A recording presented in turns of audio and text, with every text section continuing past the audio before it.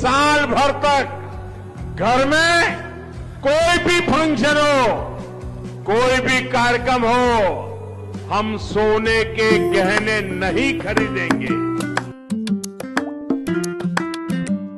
Hi అండి, ప్రేక్షకులకు నమస్కారం. నేను ఉదయ్ భూషణ్ కళాధర్ ఇన్ఫ్రా చైర్మన్ విశాఖపట్నం నుంచి మాట్లాడుతున్నాను అండి.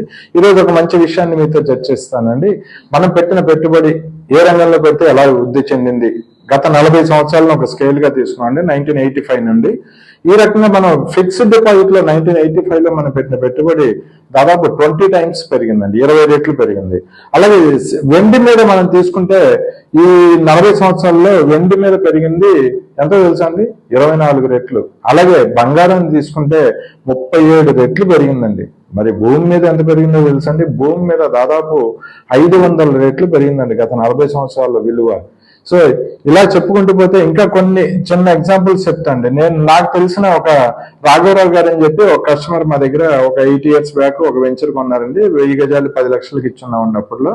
ఆయన చెప్పారు ఎంబీపీలో ఆయన 1960s లో 7 రూపాయలకి గజం కొనున్నారు.